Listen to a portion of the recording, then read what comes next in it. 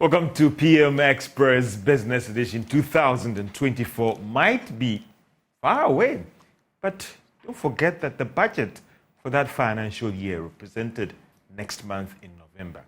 But in preparing this budget or putting together this critical document in an election year, what do businesses want? The Ministry of Finance has started engaging businesses, those critical actors, when it comes to getting their inputs for next year's budget. What do they want? Presenting a budget in an election year, what are the threats, the challenges, and the opportunities? Or will the businesses or associations or private firms out there have their way in terms of their input in this budget? What do they actually want for next year? Well, I won't talk about it because in studio I have with me, that is the Chief Executive of the Ghana National Chamber of Commerce and Industry, and also a tax consultant, Francis Timoboy, and also online is the Dr. Priscilla Chukwuemeka. She is an economist. Let's talk to the businesses, let's talk to the tax consultant and the economist about shaping the concerns, the views of businesses when it comes to the 2024 budget. We'll be right back after this break.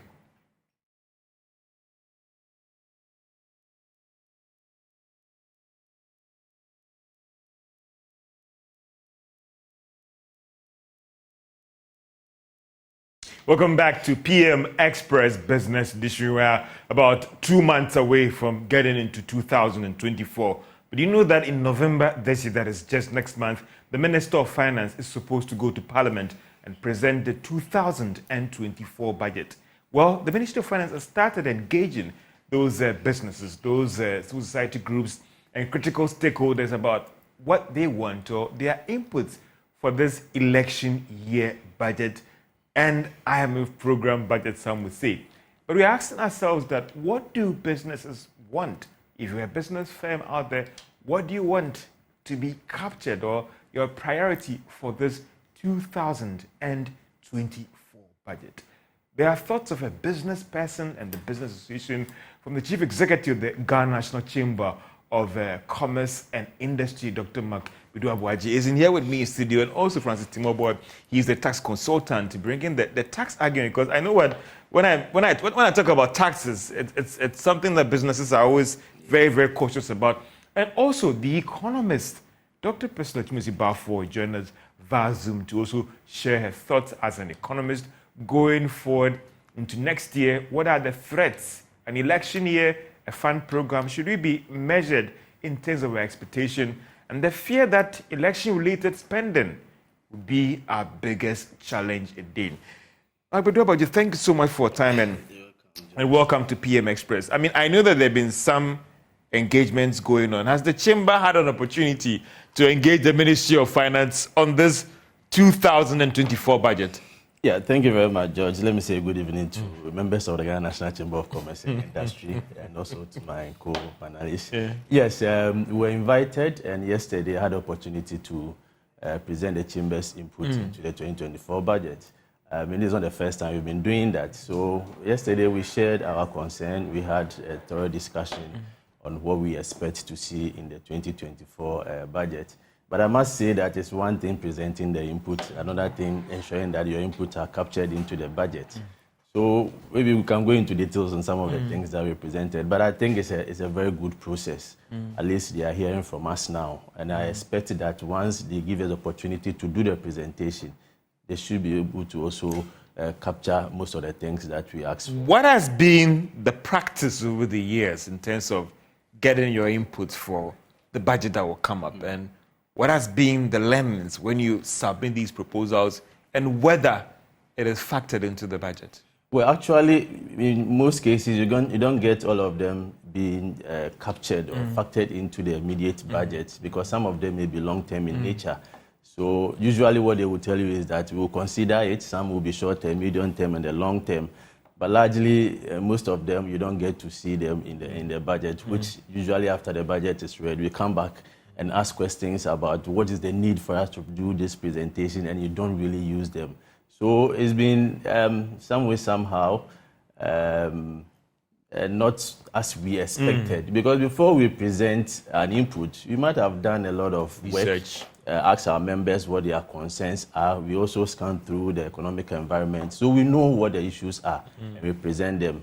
But they also may have their own way of doing things. Now that they want revenue, now that they want to cut the expenditure, it means when it comes to revenue, mostly coming from taxes, that is where it's also hitting us hard. So we ask that some of the taxes should be scrapped, some should be removed, some the rate should be reduced and other things. But they also look at the expenditure bit and see whether when they do these things, it's going to affect the expenditure. What was captured in your proposal to the Ministry of Finance in terms of the 2024 budget? Well, for us, what we are asking for, as your question is, what do we expect? It's a very conducive business environment. You don't have that now? We don't. Why? In fact, if you look at the data, it's obvious, it's clear that the environment is not conducive. One, you have inflation of 40.1%. I mean, a conducive environment will not have that.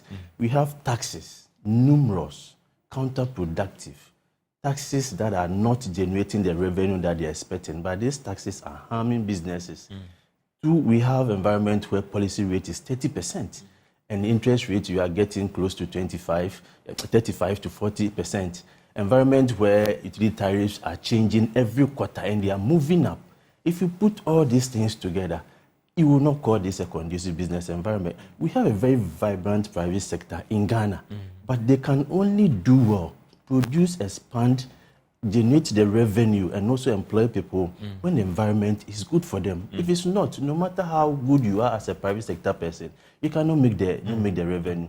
Today we had a meeting with a delegation from Bangladesh, and they asked a simple question: what is your interest rate? And I said from 35, and the man just screamed. He said, how do you expect a business person to pay just an interest rate of 35% and also make profit? He was making reference to our inflation and all these things. So in some way, somehow, those that are even coming in, they are scared. So they are saying that if I'm coming, I don't think I'll be able to borrow from the Ghanaian market. Probably have to bring me my own capital to come and invest, and that is fine. And also, when you sell in here, and you want to repatriate, you need to convert your CD into dollars. Look at the CD now, the dollar now. Even though we've seen some stability, I mean, around 11.7 and all those things, we think that it's still very high. And if you want to know how strong your economy is, actually, as the Vice President said, look at the foreign exchange.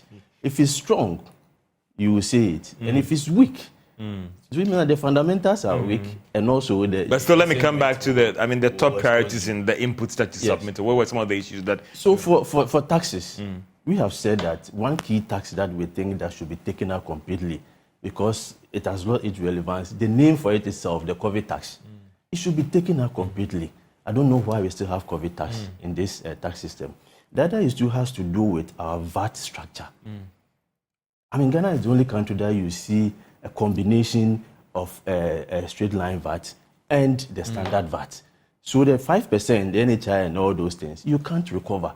It translates into direct costs to businesses. You've heard some discussion or talks from the government circles that VAT is a consumption tax. So why should businesses complain? Yes, it's always been a concern. Yes. So who is buying the product? When I consume, I'm paying the tax for you. No, you're not paying the tax for me because my price will go up because of this VAT. So instead of maybe paying 10 cedis, you are paying 12.9 cedis because of this VAT. Now look at inflation, which is 40%.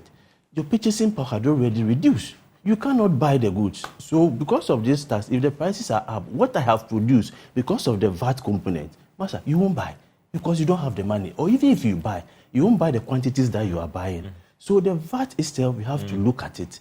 From us, is very high. And if you can around the VAT in every country, realize that ours is among the highest. The assumption that our tax to GDP is low, and we are paying the lowest in the West African region. Let's look at the other variables in those countries. What is the tax efficiency in there? You don't just look at the tax rate. In fact, in terms of rate, we are among the highest.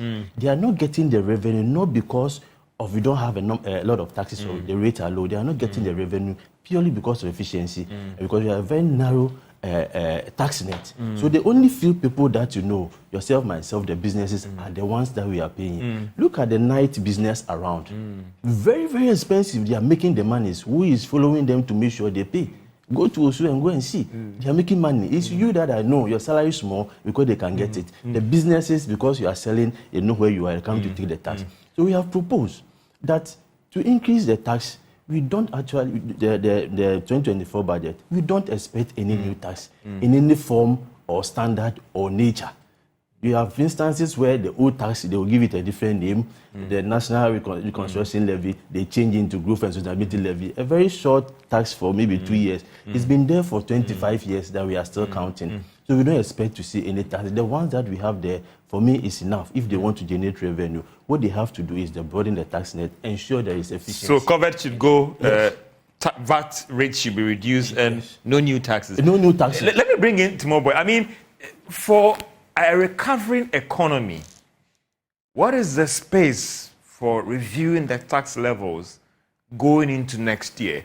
But again, let me first start with you on the concerns by businesses right now that they still feel that they are being overtaxed. A struggling economy, is taxation not the way to go to deal with this challenge? George, you're right. Globally, tax plays a very key role in development. And so there is that minimum level of tax to GDP ratio that you need to attain. And the advanced countries will tell you that if you don't achieve that one, you cannot embark on any developmental program. So the minimum level has been set to be 15%. The highest that Ghana has achieved ever was in 2018. That was 13.7%. And the minimum was 7.8 in the year 2000. If you check around our peers, we are very, very small. I think Nigeria is the lowest, doing 5%. So if you look at the production basket, we are not taxing enough. And so one will tell you that then you can't embark on any serious developmental budget. And listening to my brother here, it seems that, Mr. Duabuaje, it seems that the base is very small. And because the base is very small, when you are within that base, you feel overtaxed. If we feel overtaxed, and like we are saying, if the base is bigger, then certainly we should have been around 20, 30%. Tunisia is doing around 32%, which means that they are more efficient. And if you read the IMF document, I think paragraph 23, they mentioned that our major problem is rooted in our weaknesses in the domestic revenue mobilization. So, yes, we feel overtaxed, but it is a weakness that we have within our structure. And that is why, if you look at the 2023 budget, it was very strong on tax.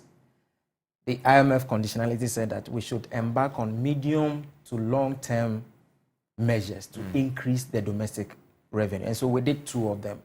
We introduced new taxes and then also some aggressive tax mobilization. So we've seen Awosokai people saying that they are being intimidated and Kumasi people saying they are being intimidated.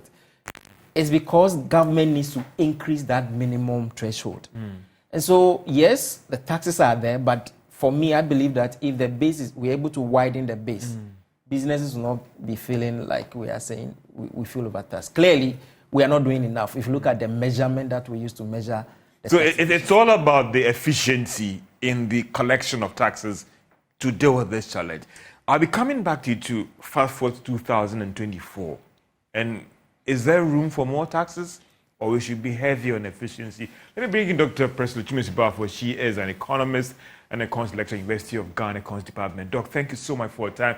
2024, an election year. A lot of people are worried that the curse of an election year could come back again hunting us. But there's an IMF program. So should we not be that worried about the fact that we'll get into that election year curse of spending like there's no tomorrow, and we are back again into our crisis mode, Doc? Thank you, George. Good evening to. I think if you can unmute, I'll be grateful. We've lost you on your sound, please. Okay, can you hear me now? Yes, I can hear you, Doc. Great. So, rightfully so, I think that the concerns are in the right direction, because when you look at the data on the election cycle impact on our budget, you clearly see that in election years, we tend to run a lot of fiscal deficits because the expenditure outruns usually what is planned for. And so when you look at, for example, our cycle of IMF interventions in the economy, it's also more of every 4 years. So you see that after an election year, we would overspend, run significant budget deficits, finance it, and then through various means. And then after the election is won, within a year or two, the cracks emerge and we are found wanting, and the country needs to go on to another program. And so when you look at, for example, the 2016 election, for instance, you see that around that time, Ghana was under an IMF program, and we exited it. And then in no time, we are back again. So the cycle is very significant in there. In terms of what the expectations are, for example, with regards to what businesses should anticipate and all that. For me, I would say that I would be a bit more cautiously optimistic in a sense that there's a lot of instability. The economy is still not where it ought to be. We've seen some relative stability on the exchange rate front. Inflation is still very high. You see that the central bank keeps using the prime rate to control inflation. But it is not really having the significant impact because it has to be a coordinated effort between the government, which is the fiscal side, and then the monetary side as well. So if we do not find the tight expenditure controls on the government side, then you find that the monetary policy instrument alone is not able to curtail inflation as expected. So when you look at the IMF program, for example, it is quite very strong on consolidation of government budgets. They need to keep expenditure under control and also ramp up and improve revenue mobilization, which is also another big issue, really. But Doc, I mean, when you go through the fund program, it appears that we see revenue as a challenge. From you as an independent person, because if revenue is seen as a challenge, that is when we are heavy on taxation going into 2024. As an independent person observing the data and everything, do you really think that revenue is still a challenge? Or maybe a time has come for us to take a second look at expenditure. We still have Agenda 111 hanging there. Going into 2024, how do we deal with this challenge? Is the current challenge facing the economy a revenue issue or it's an expenditure issue? I would say that both. Why would I say both? Historically, when you go through the data, you find that revenue mobilization is a challenge. Revenue to GDP is way too low in the country. And why is that? It is because of the significant, the large informal sector. So you find that, for example, a lot of people earn income, but they do not pay income taxes, right? So the country struggles to generate tax revenue. And then on the other hand, you also find that politicians have become quite fond of making a lot of promises, and the promises all falls back on the budget. So on one hand, we are struggling to raise the revenue, and on the other hand, expenditure keeps rising. And also within the expenditure basket, you find that there are issues of inefficiency within there.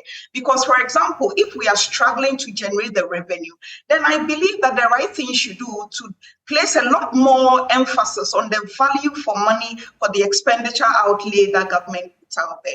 But unfortunately, you find that there's always a lot of abandoned projects. There's always a lot of overpriced projects by government. When government runs a project, it's way higher than how much the private sector will pay for an equal project and all that. So issues of corruption is also in there, and all of it bottled up. You find that the expenditure keeps ballooning. On the other hand, the revenue is also keeping pace. So for that matter, we run budget deficits, and then borrowing and all that. Now the borrowing avenue is really closed in. So what government needs to do is to keep the expenditure in check so that we are on track. And if you go through the data, you find that the projection for growth for next year is very conservative. I think they projected for 2.8. So it's an indicator that as government is contracting and cutting down on expenditure, the economy will not be growing. And we know that government is a major part of demand in the economy. So if government is not spending, government is not paying contractors, government is not paying subventions and all that, you find that it creates an environment where the system becomes very tight. You don't find a lot of loose money around, quote and unquote. So indeed, we know that these are difficult times. It will take some time. I think that the president acknowledges that the challenges we are in will take quite a number of years before we are able to gain some significant stability and then put the economy back on a growth path. I'll be coming back to you, Doc, on your the focus. What should be the focus in the 2024 budget? But quick one before I come to my guest in studio here about businesses pushing for government to be measured on taxes issues in next year's budget. Should they be measured in their expectation? Because it appears the government claims that they still need more revenue. So if they are pushing for a measured taxation system into next year, is that possible? I would say that on that front, I would side with the businesses because the taxes are quite a lot. And the reason why we find that the indirect tax, so a lot of taxes on petroleum, a lot of taxes on what do we call it, COVID levy, e-levy, but layers of taxes that the same businesses are faced with, is because government does not generates much from the direct taxation bit. So you find that the same people that are paying the direct taxes are the same people that are also in there with the indirect and all the other handles that are introduced. But one thing is that taxation is great, but once you are trying to recover, you don't also use taxation to dumping unnecessarily demanding the system, because it is the businesses and the demand that will be what do we call it, will be stimulated in the economy that will generate the incomes for you to tax. So it's more like a very difficult balancing act that the government needs to do. But I will be very surprised if they roll out new taxes, because I think the issue should be on making the existing tax handles work efficiently so that the base is broadened, a lot of people come in there so that the people that are in are not unduly squeezed. Doc, I'll be coming back to you on the focus. But Francis, quickly, I mean, she said she'd be surprised if there are new taxes or spike in rates and all the rest. Do you think that we have seen the West when it comes to taxation? If it's not new, maybe still spiking some rates, or just like what Magudabaji would say, a tax coming rebranded, or all those things. Do you think that we've seen the West when it comes to issues about taxation? Because listen, it's just next month and an election year as well. Some will argue that a certain government needs money to try and stay in power, whatever. For me, I think, rightly put, government needs money, and especially looking at election year. The ideal situation would have been that all the taxes that we rolled out in 2023, we should let it soak down a little bit with the business community. But look, they need money. And so far, I think GRA is doing well. But if you look at year to date, a little over 65 billion Ghana cedis. It's still nowhere close to the target that we're looking for. So there could be some possibility. But the argument here is that why do you also kill the geese that lays the golden egg? And that's where the argument is, that they feel they are paying the taxes. They feel they are suffocating. We are paying the tax, all right, but be careful you don't end up killing that geese that's laying the golden egg. So it's a short-term measure here. And that's what I think IMF also looks at. There's a short-term measure.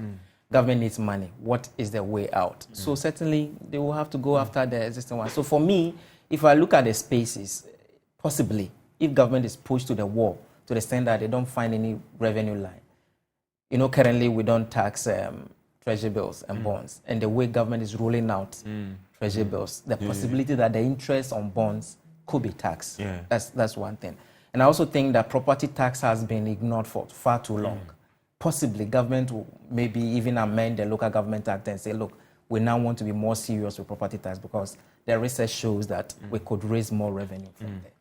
Again, where I see government could look at is possibly some tax that has some environmental impact because everybody is now going green.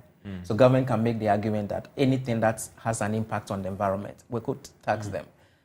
Bottom line, more revenue is needed. If you look at the amount of money that has been realized now, I do not think that it will be enough for an election year. So possibly we can see new tax handles. But let's look at even the recent ones that were introduced in 2022 and all the rest. What are the numbers telling us? And I will use COVID, the e-levy as a typical example. It shows you that when you push these firms against the wall, they will find ways around it to evade those taxes or avoid those taxes, sorry. That's true. So for me, I think e-levy had too many problems because if you look at the way it was passed, it has so many problems. So people found a way around it. The same way the growth and sustainability levy also has some issues. People can easily avoid it. So as government is also suffering from revenue collection from the existing taxes, they need money. So they will continue to look for other avenues to introduce more taxes. What about expenditure? Some are arguing that, listen, the best way out, if you don't have money, cut your coat according to your size. The whole argument about embarking on aggressive capital projects in an election year to stay in power, therefore you need money to finance it, doesn't wash. It's more of political will. Trust me, many people have done research into the way government expenditure looks like. For example, the free SHS. People are saying that, look, let's revamp it. Not collapse it or not cancel it, but let's revamp it. But do we have the political will to do that? Those are the questions that, to take politicians to answer. But trust me, election year is coming. They will want to be more appealing to the public by trying to complete some projects in order to gain some political points. We've seen it several times. And like Doctor said, it's going to happen again. And that's where possibly government will have to come up with some innovative ideas if revenue is not coming.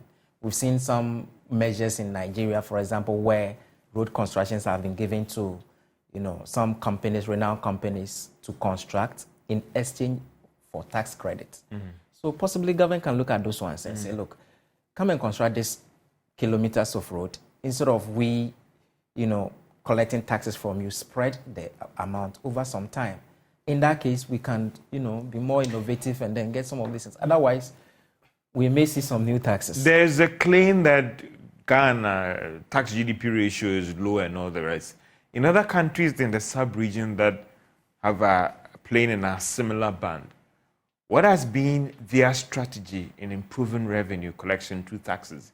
Is it about efficiency, or they're also going the same route about introduction of new taxes and spiking the existing rate? For me, I think it's about efficiency. Of late, we've seen GRA. But I was just saying that in the other countries, as what has been their strategy in dealing with the revenue shortfalls, i.e. taxation?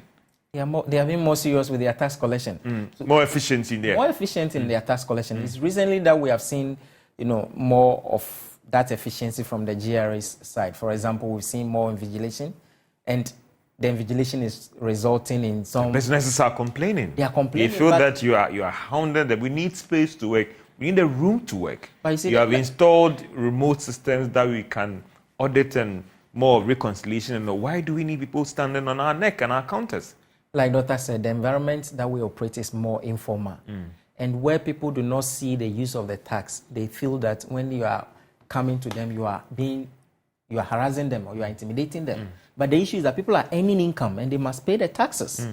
So we've seen some improvement. This e-VAT that the GRA has introduced, where they can log on onto your system and then you connect and they're able to monitor. They are even going around ensuring that people issue VAT invoice. The truth of the matter is that when GRA started implementing those things, we've seen some improvement, which means that a lot of money has gone down the drain when is supposed to go to government. So for me, if we're able to enhance our revenue measures, like the IMF pointed out, we will get there. Yes, the GDP, the tax to GDP is very low, which means that there is enough capacity for us to embark on. And if we do that and we get to, imagine today we are doing 13.4%. If we're able to raise it to 32 like Tunisia is doing, it means that we may not even need IMF. But I mean, what happens if, I mean, you represent a large constituency when it comes to businesses in the private sector in Ghana here. What happens if all the things that you have tabled come November, when the Minister of Finance goes to Parliament and presents this document, nothing that you requested? The COVID levy is still there, the VAT rates are still high, they are coming up with new taxes on, treasury bills and new taxes on maybe IT or being dominant in the virtual space and all the rest. And now that most businesses are also moving into the e-commerce space as well, what would you do? We believe in dialogue. We believe in open discussion, actually. So the first thing I would say that we will engage. But George, the effect of all this is manifesting in the growth of our GDP. If you look at the first quarter growth and then the second quarter, you realize that the key sectors that holds the potential to change the structure of the economy is not doing well. Manufacturing contracted, construction contracted, wholesale and resale contracted. These are the key sectors that will help them to get the revenue. If you continue to impose taxes on them, increase the interest rate, this is what you will see. It is not for nothing that they have revised the GDP growth to the 1.6 that we have, which means that they are telling all of us that the taxes that they have imposed, they are killing a lot of businesses. If you look at GDP, look at the component contribution from government and then contribution from the private sector. Anytime the private sector is doing well, you see the GDP also growing. So if they don't listen and they continuously impose these, taxes on businesses, all of us are going to suffer. Because now most businesses, as I've been saying, are now holding on. They are just managing the situation. Life support? Life support. Yeah. Just as we waited. Are we going to get to that area or sector or time when Yentia? Because we've seen that Boso kind, guys. No, but if the thing becomes showing us something small, so, a lot on us. If you are not making the money to pay these taxes, if the cost of production is going up, it will get to a point, two ways. Either you avoid it or you close down your business. And that is what... Are you going to avoid it? Are you going to close down? Are you going to do that? Because we've seen that so kind spare part people saying that, listen, we will not allow you to come in here again. We are not going obviously, nobody is saying that a typical private sector person wouldn't want to pay taxes. Because we know what we need that money to develop our economy. But the first thing is that you should strengthen, incentivize that private sector to do well, to be in a position to pay the taxes. If you want me to pay tax and you are not putting things in place for me, for my business to expand, to get the money to pay, then where am I going to get the money to pay the taxes for you? So if there is a way for me to avoid, I will do that. If upon all these things, I cannot sustain myself as a business person, I will close down. And then otherwise, I'll find other places that for me is very conducive. But some will say, let's be realistic here. And the argument is that you look at what is happening in the economy and you look at a lot of businesses out there are doing well. And I choose my words carefully. The activities that are happening, any government anywhere want to find a way to cream some of the profits. There's an argument about, taxing oil companies that have done so well in the extractive space and all the rest. Some are saying that playing the devil's advocate here, and even the argument about the VAT argument, because some are saying that you are collecting these taxes on behalf of government. So the argument that I'm saying that I'm not doing well, so don't come and collect it. No, these are taxes that you collected. No, let's flip to the other side of the coin. That are some of these firms not just crying wolf when there is no wolf? An indirect tax for government. then there is no need for any business to keep that money. But some businesses do that. So that is where we are talking about efficiency. Yeah. That is where the GRA will have to go and attack them and get their money. Yeah. If I'm putting a tax or a levy on fuel, you are an OMC, you sold the fuel, there's a component of it that belongs to GRA. They shouldn't sit down. Some are not paying. Go whatever measure they have to use to get the money, they should do that. It doesn't belong to the businesses. You have collected it for government, so you don't keep it. So if you sit down as a GRA, as a revenue collector, and you don't go after them, these people will reinvest them. When they go after them, the same colleagues are complaining that they are being harassed. No, that's why Abusokan spare parts are saying they don't collect. They don't collect that. But those monies for government. Yeah. But what I'm saying is that, George, we want all of us to come out of this situation. We went neck deep into this economic crisis, and we know that for such crisis, it won't take a year for you to come out. It will take a long time. The IMF says they are seeing signs of recovery. Yes, the signs of recovery are in, and it require both monetary and fiscal policy. Of course, you've seen inflation coming down, which means that something is happening. The stability means that something is happening. But in getting your revenue, we should be careful not to kill the businesses. Otherwise, you will end up collapsing all these businesses and you won't get the revenue. I would advise that any company that have collected money on behalf of government, please give it to the GIA. Go and give it to them. Give what belongs to Caesar to Caesar. Give what belongs to Caesar to Caesar. And then work on your own. If you have collected VAT, go. Otherwise, if you don't go and pay for them to get a revenue, that is when they also come back and introduce new taxes or increase the existing ones. So, George, let's do everything possible to help businesses to grow. I was talking about GDP. You take the manufacturing sector, for instance, that holds the key to economic development. And for the beginning of the year, it has contracted to the extent that companies that are manufacturing are producing below capacity, which means that those that would have been employed by these companies, for our brothers and sisters, they are still in the house. Because I have particular interest in the manufacturing sector because it has a very long value chain. Yeah. From those that are in terms of employment. Yes, the raw materials to those that are marketing the product. Within the nodes, each of them can employ people. So anytime they are contracting, either you are saying that those that need job will not get it, or those that are in are going to be laid off. So for everything at all, this budget, let us look at the manufacturing sector, and that will require that the taxes that we are imposing on them, we should check it. Now, we come about one district, one factory, which is a key policy. I have my own reservation about one district, one factory. What are the reservations? My reservation is that good idea, implementation Poorly. for me, poorly done. But I have a different approach to this industrialization. I think that it's not all districts that will be able to handle a manufacturing setup. Some may be providers of raw materials. Yeah. I have said that if each year, if you decide as a country that we are identifying 10 companies that have the potential to produce the things that we import and also export the excess. So if you take 10 years and you say that for each of the NPP, NDC, whichever way that comes, for a year, irrespective of your political affiliation, if you're a business and you are doing well, and we have the potential, we take 10. Let's say 10. If you have done that 20 years ago, and we are taking 10 or 5, we would have around 200 multinationals.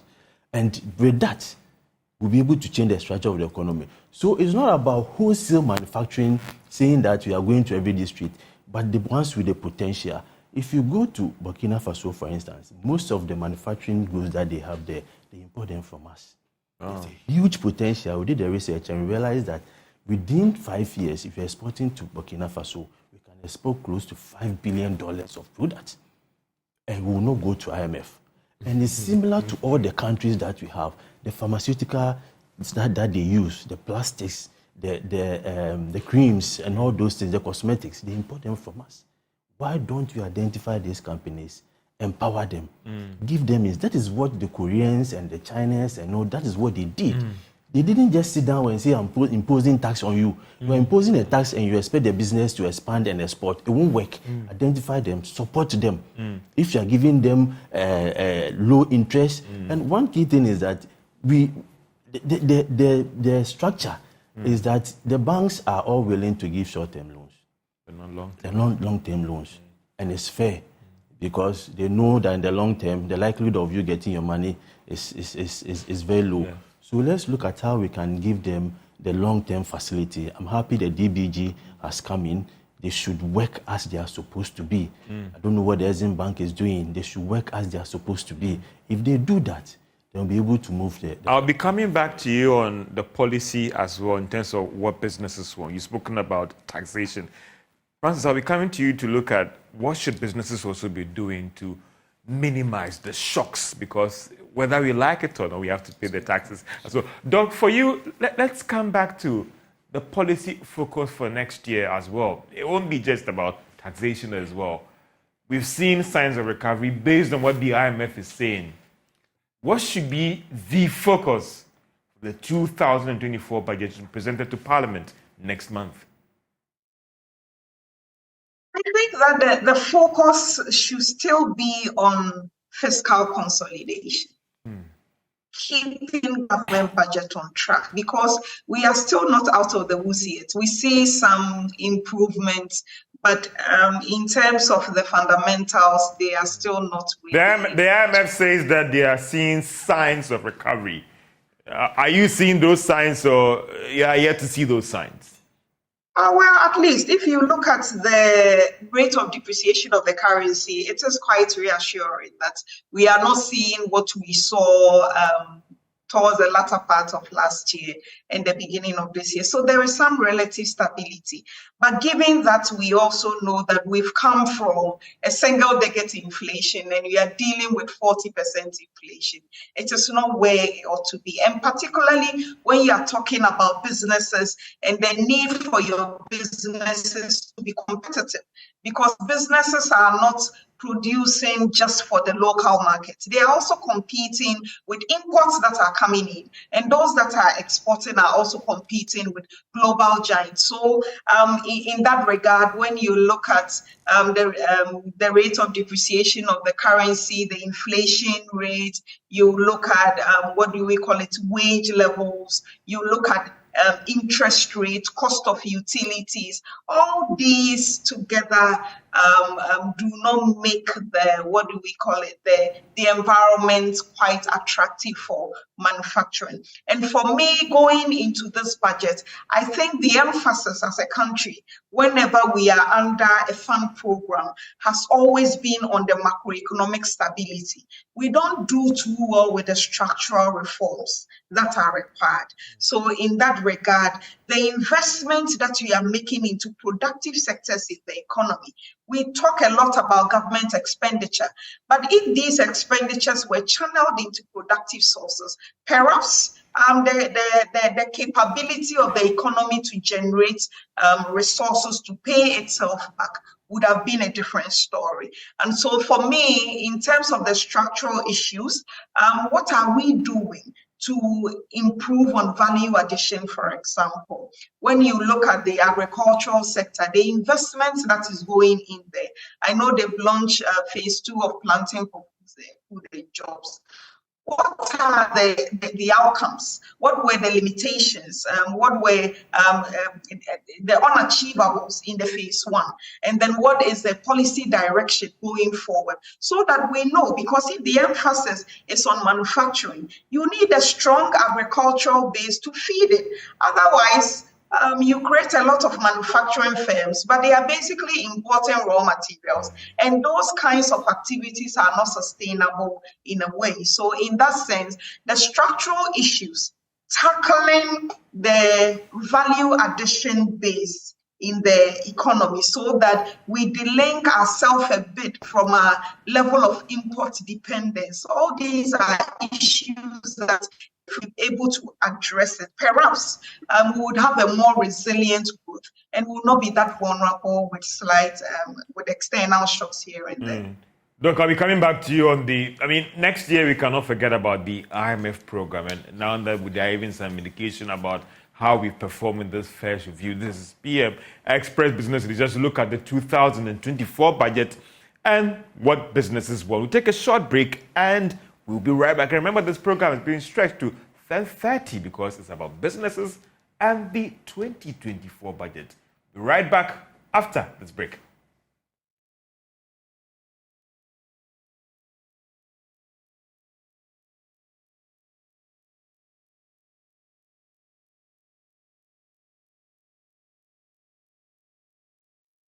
Welcome back to PM Express Business Edition as we look at the 2024 budget that will be presented to Parliament in November 2023.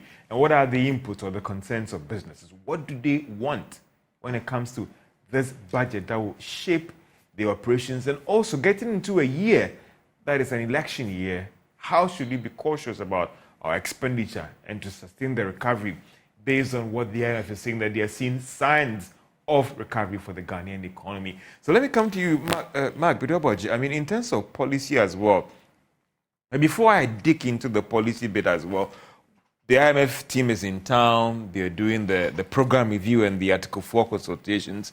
What we are picking up is that Ghana has passed the first review. For you as a business person, if this thing is anything to go by, what are your thoughts on it? What do you make of it? For me, it's a good news. And we have asked long before we went to the IMF that looking at the trend and where we were going, it was important to go to the IMF and ensure that we bring some level of confidence into the economy. We realized that when we went to the IMF, immediately things started taking shape. And then those that thought that they wouldn't even want to come and invest in Ghana, now we're asking. How has it impacted on your dealings in terms of engaging investors and all the rest? Have you seen any impact on your operations? Yes, an impact actually. Day in, day out to get people coming in as compared to before. Before when they come, there are a lot of questions about what are you doing to the economy? Is it safe to invest here? But now they've seen a positive direction, so sort of their confidence is back into the economy. All of us, we have seen some level of improvement in the macroeconomic environment. Of course, inflation is coming down, the stability. These are positive signs that we all need. And of course, IMF will always come with some level of conditionalities that will impact negatively on citizens and businesses. That is what we are feeling now. For instance, if you take the utility tariffs, for instance, that is said full cost recovery, full cost and quarterly adjustment. We shouldn't have even sat down for IMF to come and tell us this. We should have done this on our own because in the previous IMF programs, it was all in it. And we're supposed to have done that even under the normal and then PRC. We wait as and when they leave, we go back to sleep, and then we find ourselves in this difficult situation again. If you look at the computation of the utility tariffs, if you should get our inflation right and then the exchange rate right, utility tariffs will not go up as it's going.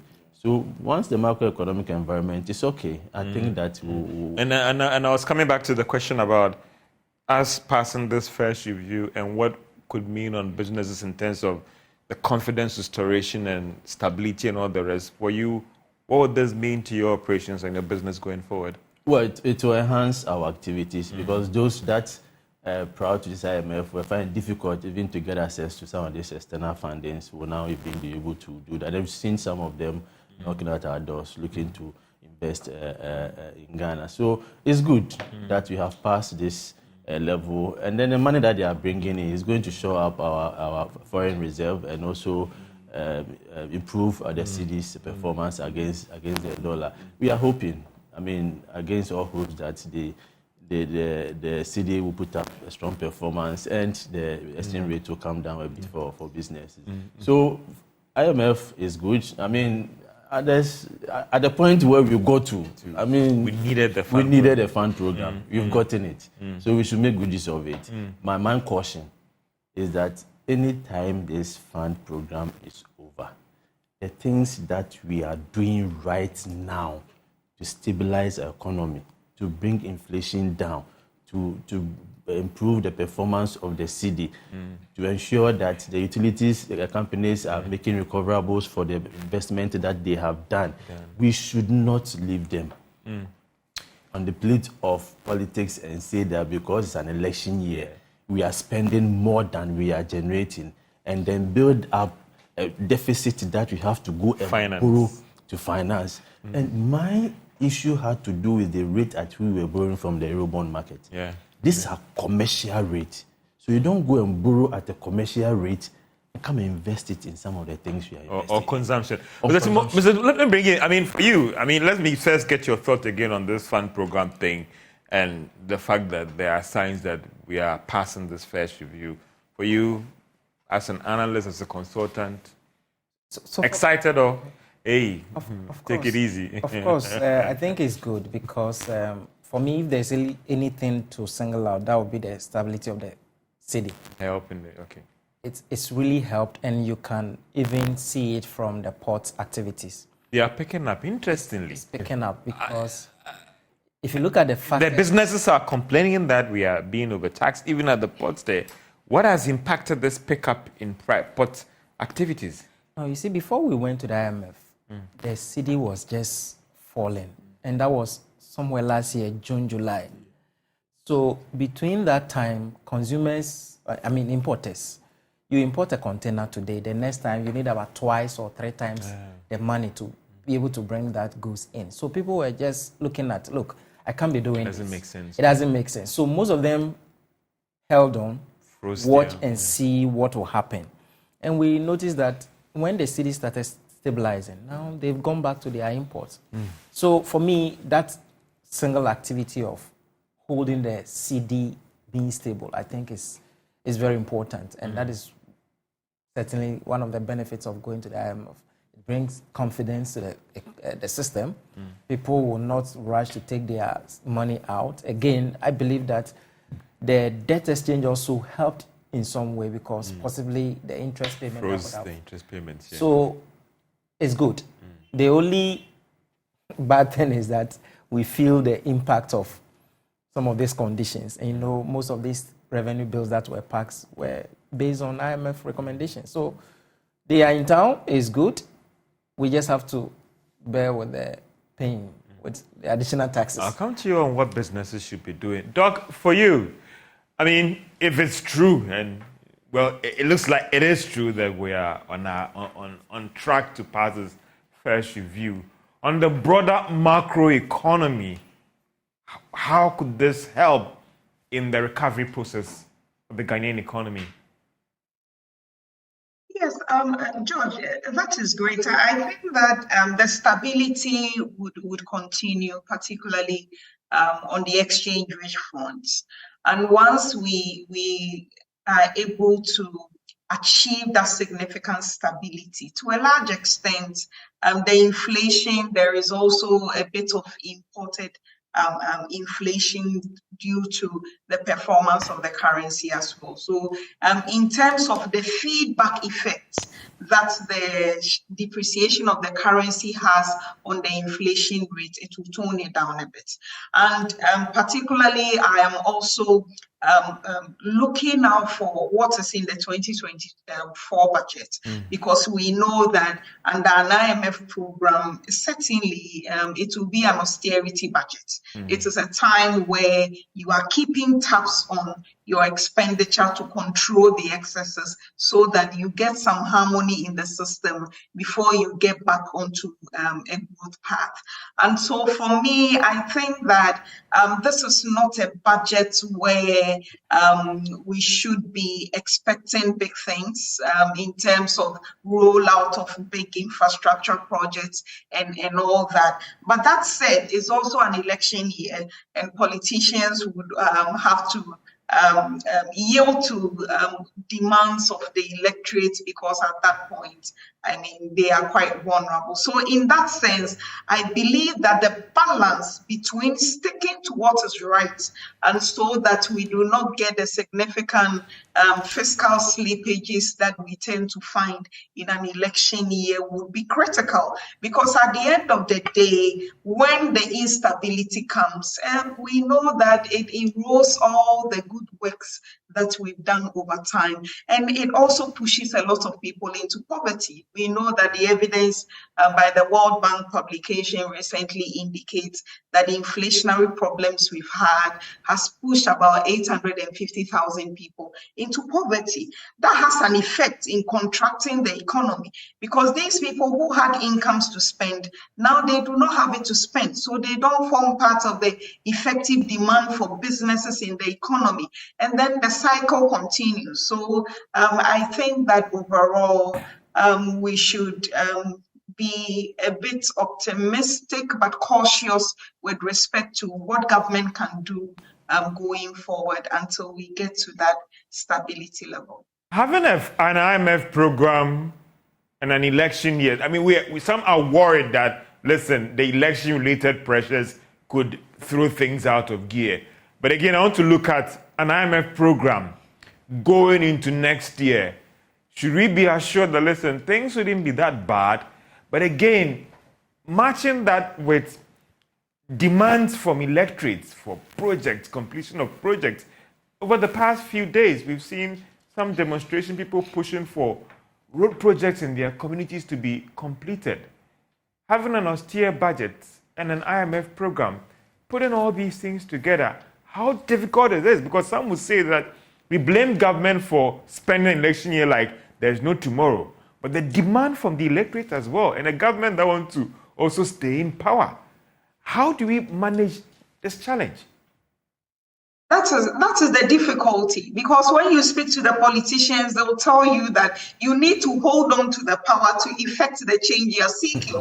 And so in that sense, I think that we don't have to derail the economy just because politicians want to win power.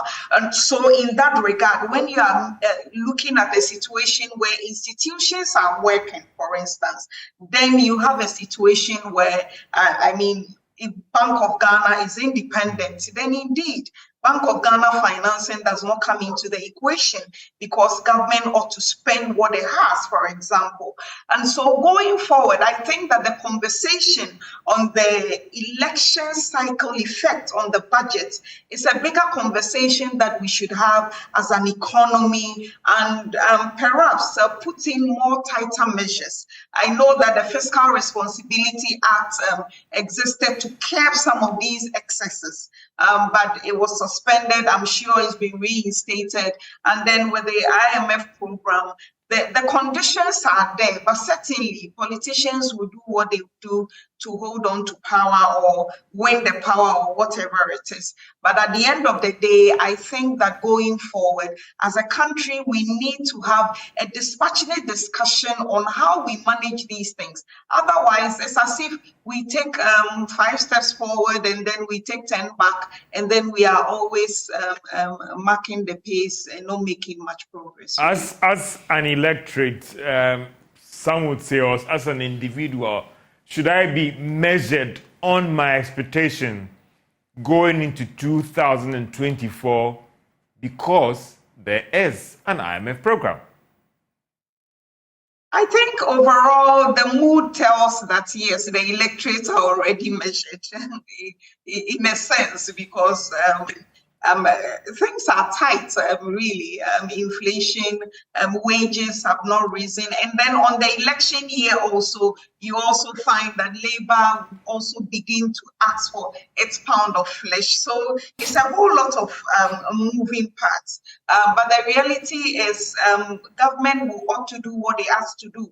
But then I believe that the discussion should also be if Politicians are promising us a lot. They should show us the roadmap in achieving those kinds of promises that they roll out there, particularly for government flagship programs. I know that after the elections, probably next year, they would have to review some of these programs, but for political expediency, they will not touch it now, rightfully so. But the reason is that there's a lot of politics that comes at play when it comes to economic decision making. It is not just about what do we call it? We know that this is what is right. But at the end of the day, the politicians are also maximizing their utility function, which is the goal to keep them in power or win them the power. So then it becomes quite a difficult balancing act. But I believe that with an IMF program online, really, the excesses should not be that much. Doc, let me get Certainly, when we are talking about people demanding for road construction and all that, efficiency issues can come in. And I believe that government can still spend efficiently to deliver these public goods without necessarily overblowing the budgets. Doc, let me get your thoughts on social intervention programs, 2024 budget, free SHS, Agenda 111, the free feeding program and all the rest. There is still push for review of these programs. Going into 2024, what is your advice to government? Those who can pay, they should pay. What should be the whole approach in dealing with these social intervention programs when it also has become an effective election campaign tool? That essentially with the free SHS, with all the issues that have come up, there's a lot of consensus that there should be a review somehow. Because in essence, if people can pay, they should be allowed to pay.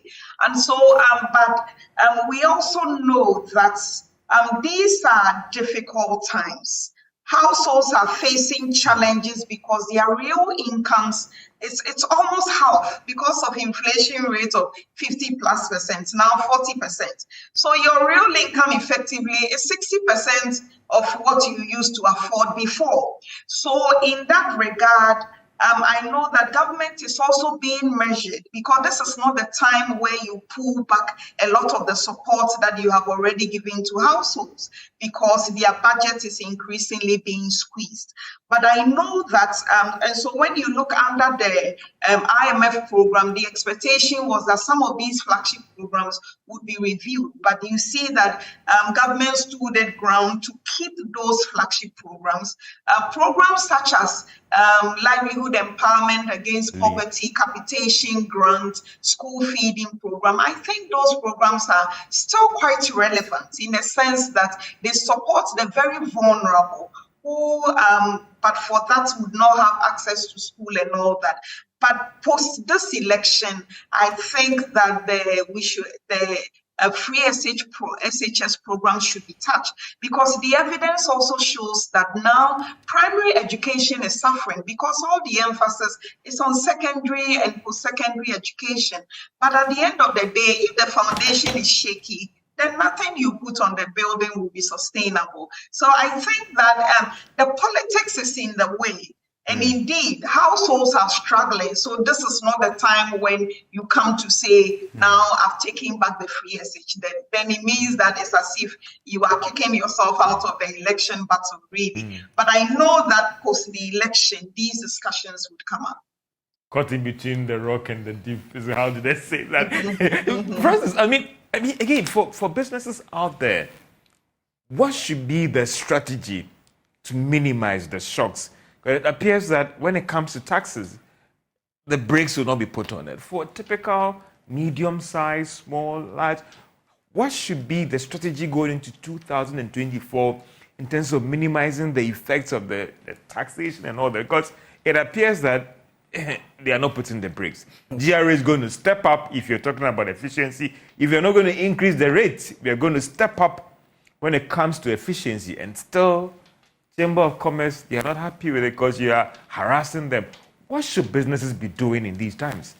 Indeed, it's a tricky one. And 2024, for me, the government will have to find that fine line between getting the revenue to finance the politically promised projects. And so businesses must, for once, remember that there's only one thing that both IMF and government have agreed on, to increase revenue. Because that is the only... Through efficiency and not through increasing taxes. I mean, it can be any way. It can be both. Remember, if you are looking at the short term, there's a limit that you can collect. I mean, GRA cannot all of a sudden double the performance that they've been doing all these years. I mean, the highest we've done was around 34%. That was around 2016 or something like that. So there's a limit they can do. So if the revenue is not coming, there's only one thing that we can be sure of: compliance. And so businesses should be prepared for full compliance measures that the GRA will have to do. I mean, we've seen it coming up. We've seen GRA audits coming up. Those days, they used to wait for some time before they do audit. This time, it's almost like every time. Invigilation is going to increase. Yes, business community will feel that they are being intimidated, but that is the only way. If government feels that, look, they cannot raise the needed revenue that they need to, finance 2024 projects, we shouldn't be surprised if we see some new taxes. But that's what I'm saying, that I mean, in other world, I mean, we've seen the Apple and the Facebook trying to relocate to other places. Even these big firms that are making super abnormal profits are so strategizing to minimize the shocks of these fiscal policy and all the rest. For a business here in Ghana, what should they be doing? To be more efficient and maybe be careful with their cost. Otherwise, you'll be priced out. And like Mr. Waji was saying, if you look at the way the indirect tax has been structured, clearly it's not business efficient for me. And I think we started saying this since 2018, when the VAT was decoupled, the levies were decoupled from the VAT. Government feels that that is what is giving him the revenue. And so they are not prepared to go back. Would have wished that they go back and restructure that VAT system. So if government is still focused on raising more revenue and they have this one, you can only be more efficient with your costs so that at the end of the day, you are still able to sell to your consumers without closing down your business. Mr. Buaji, I mean, you've spoken about taxes, and I know, but what about policy-wise? You talked about conducive environment again. What is your advice? What is your request to government in terms of the business environment for 2024 budget, so that at least you can expand, you can employ more people, and you can, when you're doing well, I don't think that you won't even dare to come to you. You go to them and pay their taxes. Exactly. That's what we are all looking for. But George, there is a trend going on now that for me is a bit worrying. It's about the rate at which the government is borrowing and crowding out the private sector. Treasury bills. Treasury bills. Yeah. So now savings has gone down, and the monies that are supposed to go to the private sector is now going into treasury bills because they feel it's more secure. If you look at the Bank of Ghana report recently, in real terms, credit to the private sector had gone down by 21%. Means that even if you have the potential business and you want to expand, in spite of the difficulties, getting credit is also an issue that you have to contend with. Government should find a way to reduce and also bring in the crowd in the private sector. The other bit has to do with the way we are managing fiscal policy and monetary policy. We cannot fight this inflation with only one of them. We need a proper coordination to be able to fight. The Bank of Ghana says the policy rate spike is giving us a result. Yes, so if the policy rate spike is giving us a result, how come all this while we have inflation at this level? What I'm saying is that if you increase the policy rate and interest rates are going up, taxes are going up, utility tariffs are going up, you cannot control that inflation because it becomes a cost push kind of inflation. So you can't control it with monetary policy. They need to work together, coordinate the activities, and come to the table and say, for this kind of inflation, what is the role of the Ministry of Finance in terms of fiscal policy? What is the role of Bank of Ghana in terms of monetary policy? They come together before we be able to fight this. If we decide that they are working inside that what they are doing it will take a long time for us to reduce this kind of inflation. So that complementarity rule, I would want to see it in 2024, and for me, it's very key if you want to control inflation. I think that it's obvious that we're going to come out of this problem. Oh, you see the light? Yes. So a lot of people don't see the light. If people think that, listen, it's going to take a long while. Yes, but we'll come out of it. Okay. If you don't develop this mentality and this confidence, it will be difficult for us to come out of it. Of course, there may be challenges, there may be difficulties. Businesses will suffer, individuals will suffer. But if all of us, we come together, and I think it's also more about communication.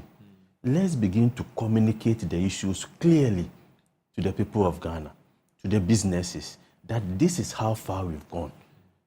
For us to come out, this is what we have to do. If you are telling me to tighten my belt because I'm a business person, telling me that you are introducing more taxes because you want revenue, telling me that you want to control inflation, so you want to increase policy rate and interest rate, that is fine. But what are you also doing? So if people should see that the taxes that they are collecting is translating into things that are visible, the roads are being done, right? We are getting the basic amenities that we need. Then the motivation for me to pay is there.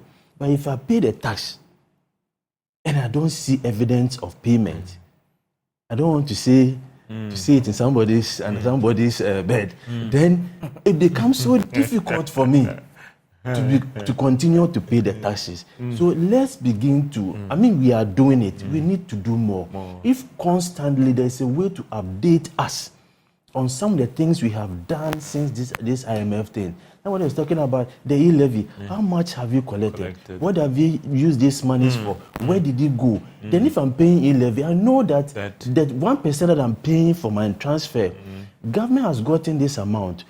A went to this, B went to this. Then I know that they're using the money So, Budget, I'll come back quickly to you, but let me go to Doc as we try and wrap up on this discussion. So, Doc, for you, do you think that 2024 budget presents to us the biggest opportunity to get it right and consolidate the gains that we've made? Rightfully so. Rightfully so. I think that it is a time for us to consolidate the gains that are made. In that sense, government needs to show a path that it is sticking strictly to its conservative revenue estimate and expenditure rollout, in a sense that it shouldn't be about government business as usual, promising, going out to spend, because the reality is that we are still not out of the woods.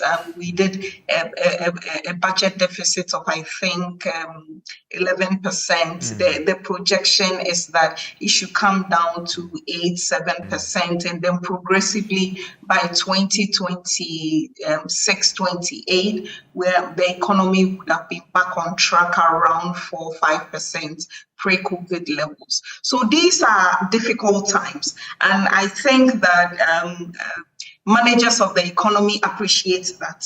And so I will be very surprised if the budget also comes out promising a lot of things under the earth, because the reality is that this is not the time for that. And I believe that the expectation is that we'll do the right things, because whenever we are under an IMF program, yes, because there is some supervisory eyes and all that, the reality is there will be some excesses, but it will be checked, rather than if we were not under the program and we're going into an election year. Doc, your final thought as you try and wrap up going into next year, 2024 budget. Your final thought, Doc. My final thought really is that as a country going forward, I think that we should take issues of structural transformation seriously, because every time it's always business as usual. We get the short-term measures correct, we get the fundamentals right in the short term, so the exchange rate is on track, inflation comes under control and all that. But you see that it becomes a very shallow success, in a sense that the growth that we tend to see is not resilient. It is not resilient because we will be recording those gains, still depending on a few primary commodity exports and heavily still dependent on imports. So with that, the slightest external shock, you see that everything comes crumbling down. So I believe that it is a point for us to, at least the 17th time under this IMF program, we should do it right so that in the next 4 years, we are not back on the 18th program again. Doing it right and hoping that we don't get to an 18th time. And Francis, your final thoughts on this whole discussion there? So I think that it's a tricky year because of the presence of the election and also under IMF. GRA is going to be more aggressive, but this is where we ask them to be more gentle and also engage. let's engage the stakeholders, the union group members, so that we avoid some of these demonstrations that we are seeing. But we also call on businesses to be more compliant, so that in this hard time, you don't want to add non-compliance to it. Otherwise, if you are found at the wrong side of the law, the government will not spare you if you are found not complying with the tax laws. So, what are your final thoughts? Well, I'm very positive. I know that economic development, requires that the government plays its role of creating the environment, and then the private sector will take advantage of that. That's what we are looking for in 2024. But let me say that in trying to solve the macroeconomic environment, we should not neglect the micro, because the aggregation of the micro that forms the macro. So if you want to come out with taxes and all those to control inflation, but you are killing the businesses, you will end up not achieving the purpose for which you are bringing out all these taxes. We should strengthen the micro. These are the firms, the businesses. They are the ones that will help us to solve the macro economy. So let's work together to move Ghana forward. These are the businesses that indeed will help us to solve a bigger national economic issue. Dr. Priscilla Balfour, she is an economist and also with the Accounts Department at the University of Ghana, Legon, a lecturer. Thank you so much, Doc, for those insightful contributions for this program. Francis Timoboy is a tax consultant and an analyst, and also Magbedu Abaji, Chief Executive of the Ghana National Chamber of Commerce and Industry. Well, I know the debate will still go on in your offices and your homes about what should be done to ensure that we get it right next year in or for the 2024 budget. My name is George Wiafe. I've been your host. Let the debate go on, let the discussions go on, and let's see how we can get it right for next year. Have a great day.